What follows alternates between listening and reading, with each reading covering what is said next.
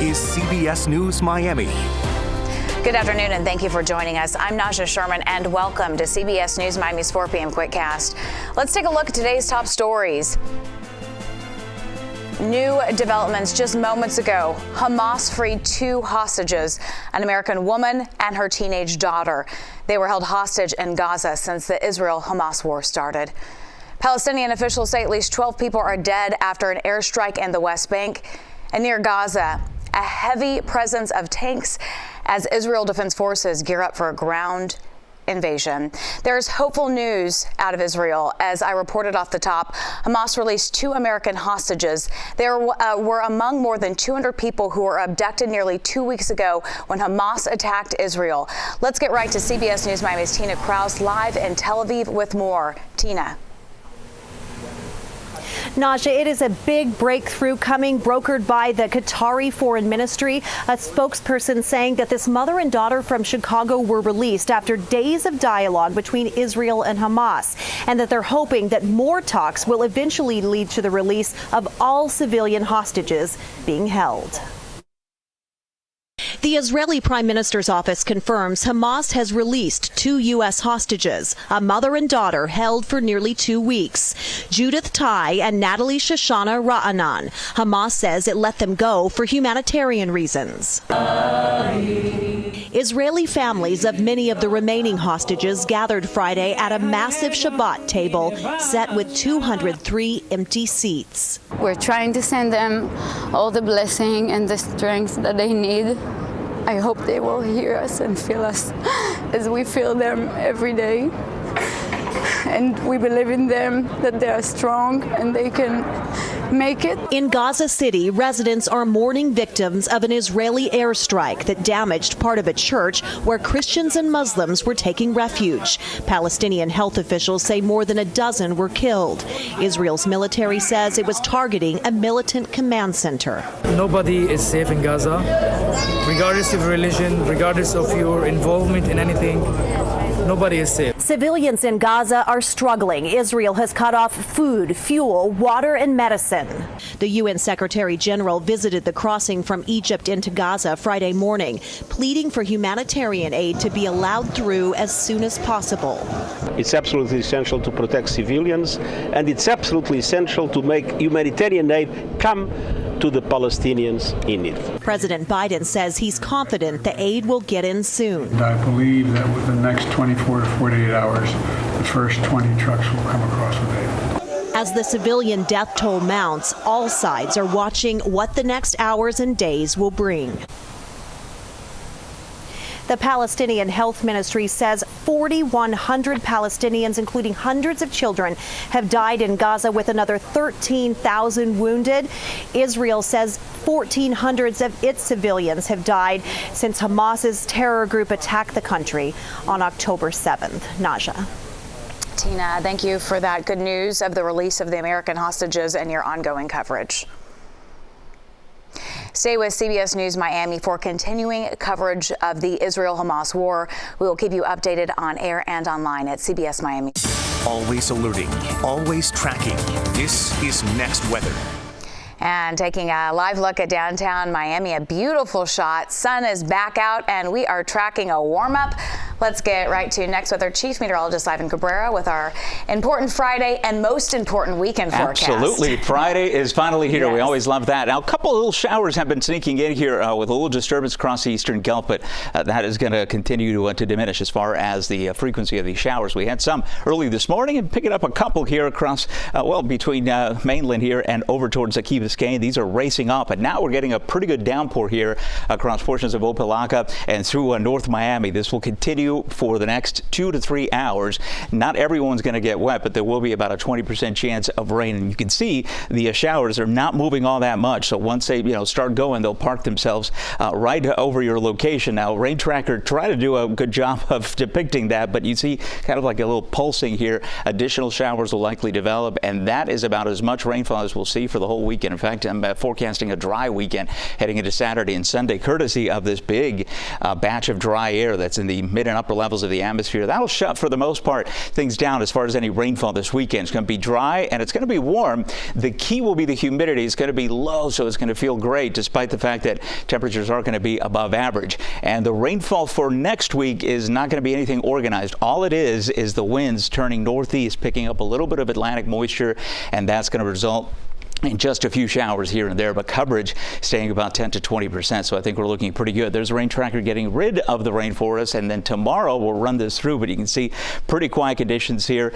Not much doing, so hopefully you have outdoor plans, because it is going to be one of those nice weekends. In the tropics, we have Hurricane Tammy, right? This was upgraded from the National Hurricane Center. We have hurricane warnings, obviously, for the northern Leeward Islands. 75-mile-an-hour storm right now, and in fact, on Next Radar Network, you'll be able to pick up, and look at that center right there. That spin, that's the center, or what would be an eye. It's not strong enough to pop an eye here, but it is headed off towards the northern part of the islands, and that will give them a good shot of some heavy rainfall and also some strong winds as well. Keep you posted there. Not a threat to us, obviously, as it turns north.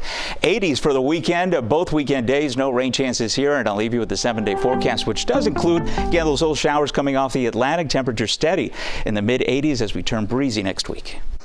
All right, Ivan, thank you. Republican Jim Jordan has failed to become House Speaker for the third time. It's following a vote today. The Ohio lawmaker addressed reporters earlier amid the ongoing chaos. He says he intends to continue fighting for the position. CBS News Miami's Willie James Inman is live in Washington, D.C. with the latest. Hey there, Naja. Following that third House floor vote, Republicans are now searching for a new leader, and this comes as the government could run out of funding in less than a month. Congressman Jim Jordan of Ohio has dropped out of the race to become Speaker of the House after his Republican colleagues voted to withdraw their support in a secret ballot. We need to come together and figure out who our Speaker is going to be. I'm going to work as hard as I can to help that individual, so that we can go help the American people. The move comes after Jordan lost even more support during a third round of voting on the House floor. No person having received a majority of the whole number of votes cast by surname, a speaker has not been elected. Even former House Speaker Kevin McCarthy admits the House GOP conference is broken. We are in a very bad place right now, yes. In a last-minute bid to save Jordan's candidacy, 7 of the 8 Republicans who voted to oust Kevin McCarthy agreed to be reprimanded by their House GOP colleagues if the Jordan holdouts would change their votes. If what these holdouts need is a pound of our flesh, we're willing to give it to them in order to see them elect Jim Jordan for Speaker. I will not vote for Jim Jordan. It used to be that I was voting for McCarthy. Now I'm not voting for Jim Jordan. Lawmakers are going home for the weekend before starting the process all over again on Monday. Rutherford.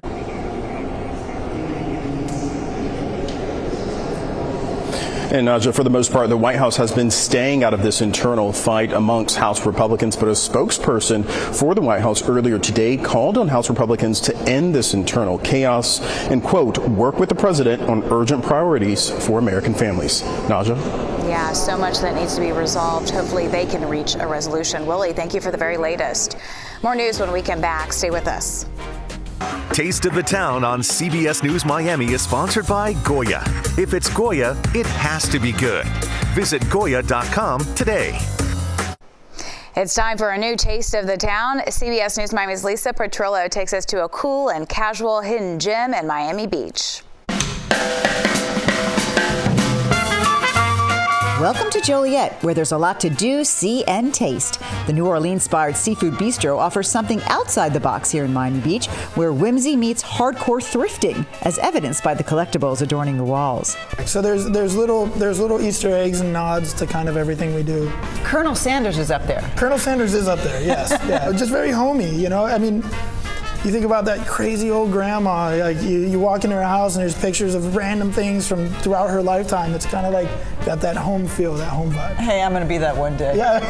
Joliet opened last December by Miami's homegrown hospitality group Lost Boy & Co. The focus, they say, is all about the locals. We're a bunch of local guys, born and raised here. The team is from here, and we like to be nice, but also open for what Miami really is to us. welcoming to all. Derek gets busy making us a drink called Orozco. Okay. This is going to be equal parts gin and mezcal. Along with their heirloom carrot juice and chili vinegar. Wow, I was afraid it was going to be super spicy. It's smooth with just the right amount of kick. Yeah, vinegar adds a little bit of body, Orozco. When it comes to the food, Francais? Yeah, French seafood. French seafood, some Southern influence, but definitely a French seafood restaurant forward. First up, barbecue prawns with homemade Worcestershire sauce, garlic butter, and toasted bread. These are really tender. The barbecue sauce is key. The Worcestershire sauce gives it a little kick. Oh, yeah. But not too much, and it's a little tangy. Yeah. Now let's talk gumbo. It starts with a roux.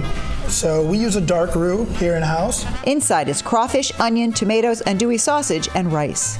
A kick, the perfect amount of kick, kind of wakes you up, but it's really a comfort food. Very balanced, very balanced. You'll need 5 napkins for the juicy and delicious French onion burger made with Wagyu beef, Comté cheese, and garlic mayonnaise.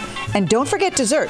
It's banana bread pudding with chocolate chips and ice cream, topped with a bouze dulce de leche sauce. That is one to end on. I'm rarely speechless. This could be the turn. Yeah. This is insanely good. Joliet is open for dinner 7 days a week. With a fantastic French-inspired, wonderful taste of the town here on Miami Beach, I'm Lisa Petrillo, CBS News, Miami. Back to dessert. She said it was insanely good. You could see it on her face, too. Joliet is located at 1209 17th Street in Miami Beach, and we have some extra ingredients about the spot on our website, cbsmiami.com. The power of CBS News and the CBS News Miami stream are always at your fingertips. We're on Pluto TV, and it's all free. Or find us on your favorite streaming device with the CBS News app, then click CBS News Miami. That's your Quickcast. I'm Najahe Sherman. Stay tuned for more news right here on CBS News Miami.